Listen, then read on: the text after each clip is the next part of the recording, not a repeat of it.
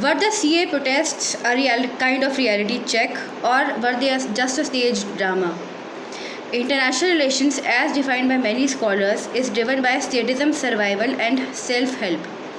Each nation in this world has a right to protect its sovereignty, and in doing so, it may have to take steps that will draw criticism and flag by the international community. But who is this international community who pretend to be the vanguards of human rights? Where was Amnesty International when United States threw many people out of its territory after 9/11 attacks?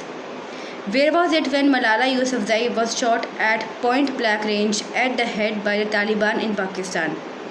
It is nowhere in the present scene, nor is it taking any cognizance of the fact that as to how minority Hindu girls are being assaulted and killed in Pakistan, nor is it concerned about the woes of Kashmiri Pandits, nor of the Tibetans or of the Uyghur community in China.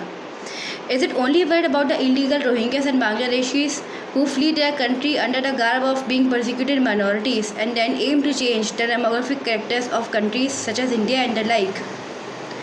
Why is the United Nations or Amnesty not worried about the Kurds, Ahmadiyas, Tibetans, Kashmiri Pandits, Uyghurs, Pashtuns? And why does their heart only bleed out for Rohingyas and the Kashmiris?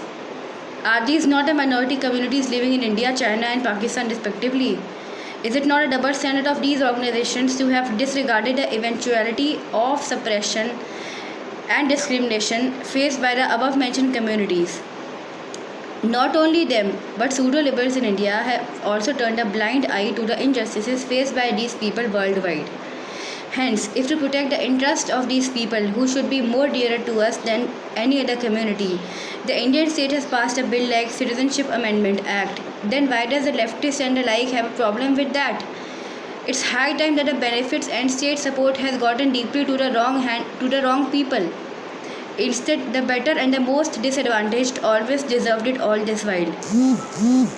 CAA is not discriminatory. Instead, it is a kind of affirmative action which shall provide an added advantage to the most deserving and strip off an undue advantage which was given to the least deserving all this while.